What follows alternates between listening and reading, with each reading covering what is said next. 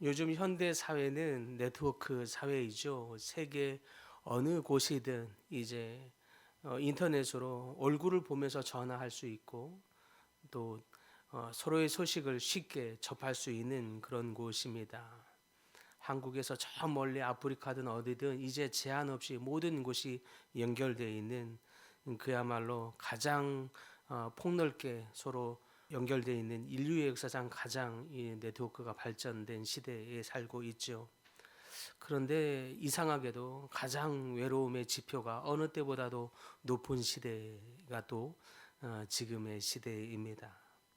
어느 곳에 있든지 서로의 소식을 이야기하면서 또 페이스북이든 이 인터넷에 올린 소식에 쉽게 좋아요 이렇게 하트도 달아주고 여러 가지 이렇게 할 수 있는데 정작 가벼운 만남이나 이런 인사는 할 수 있는데 정작 깊은 영혼의 울림을 가져다주는 관계 이런 만남은 좀 더 부족해진 듯 싶습니다. 소위 메시지는 넘쳐나는데 만남은 마르고 대화는 많은 것 같은데 깊은 위로는 부족한 시대가 아닌가 하는 생각이 듭니다. 바로 그러한 자리에서 바울은 로마서의 이 마지막 결론과 같은 말로 매우 단순해 보이지만 짧은 권면의 말을 전하고 있습니다. 거룩하게 입맞춤으로 서로 무난하라라고 하는 권면이 바로 그것이죠. 왜 복음의 절정과도 같은 이 로마서를 마무리하면서 바울은 서로에게 무난하라라고 하는 이 권면으로 마무리하고 있을까요?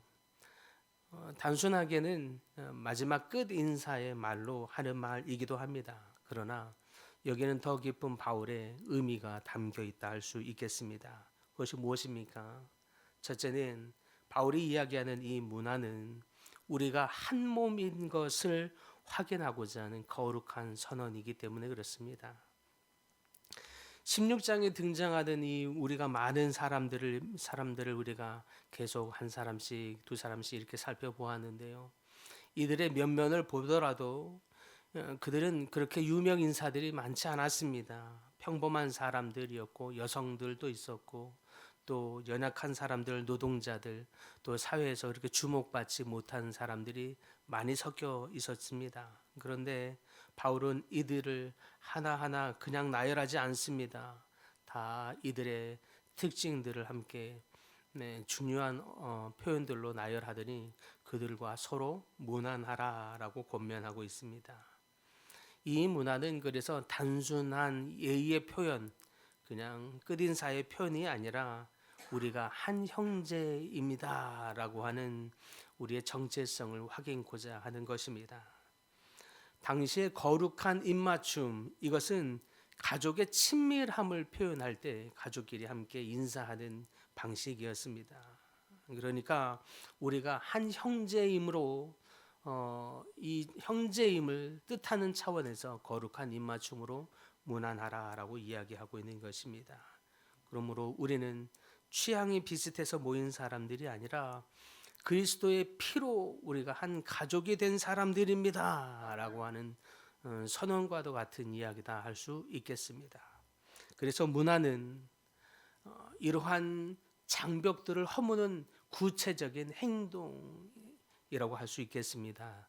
나이의 벽, 성별의 벽, 또 학력의 벽, 성격의 벽, 또 상처의 벽, 이런 여러 가지의 벽들을 허무는 하나의 구체적인 액션으로서 무난하라라고 말하고 있는 것입니다.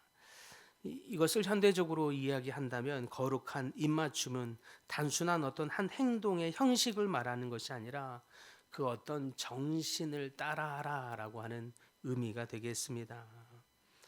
우리가 바쁜 일상으로 참 관계가 더 가벼워지고 깊은 속을 이야기할 수 있는 관계들이 참 부족한 이때이지만 우리가 한 형제입니다라고 하는 관심으로 서로의 안부를 묻고 서로의 소식을 궁금해하고 또 서로의 기도 제목이 어떤지 요즘은 어떤 어려움이 없는지 관심을 갖는 것 이것이 이 문안 속에 담겨 있는 바울의 진정한 의미라고 할 수 있겠습니다.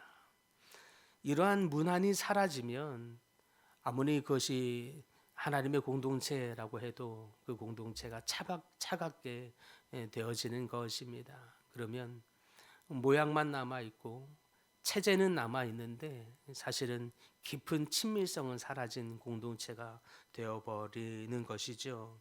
그래서 이 바울의 짧은 인사말 같은 이 문안 속에 담겨 있는 깊은 의미가 있겠다 하겠습니다.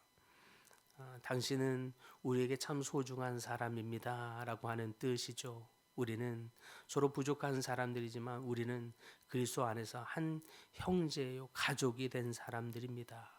당신은 우리의 형제입니다 라는 뜻에서 서로의 관심을 드러내고 표현하는 것, 이것이 바울이 이야기하는 문안하라라고 하는 의미에 담긴 것이라 할 수 있겠습니다. 또 문안은 복음의 능력을 흘려보내는 생명의 통로입니다. 그런 뜻에서 바울은 문안하라라고 이야기하고 있는 거죠. 본문 하반절에 보니까 놀라운 표현을 하기를 그리스도의 모든 교회가 다 너희에게 문안하느니라라고 얘기하고 있습니다. 바울은 로마 교회 성도들이 우리 모든 교회가 함께 당신들과 함께 문안합니다라고 하는 표현을 통해서 당신들이 혼자가 아닙니다. 이렇게 보이지 않는 거대한 영적인 네트워크로 우리 믿음의 공동체가 당신들을 지지하고 응원하고 있습니다. 그런 차원에서 우리가 함께 문안하고자 합니다라고 하는 의미가 되겠습니다. 복음은 우리 속에 개념 속에만 있는 진리가 아닙니다. 우리의 삶 속에 능력으로 흘러가는 것, 복음에는 능력이 있는 줄 믿습니다. 그래서 성도와 성도 사이에 무난함으로 서로의 사랑을 흘려보내는 그런 모습을 통해서 복음의 생명력이 우리 안에 역사하게 되는 것입니다. 그러므로 여기서 무난하라라고 하는 것은 단순한 어떤 사회성으로서 사교성으로서 그냥 인사치레를 잘 하라라고 하는 의미가 아니겠습니다. 이러한 복음의 생명력이 그리스도의 사랑이 우리 서로에게 무난함으로 흘러가게 하자라고 하는 의미인 것입니다. 누군가 낙심되어 있을 때 그에게 진짜 필요한 것은 낙심의 신학적인 의미가 무엇인지를 따지고 설명하는 그것이 아닌 거죠. 그거보다 낙심되어 있는 지체의 심장을 다시 살리게 하는 것이 있다면 그것은 정말 우리의 진심이 담겨 있는 문안, 우리의 정말 진심이 담겨 있는 기도의 메시지, 우리의 진심이 담겨 있는 전화 한 통화, 메시지 한 통화일 것입니다.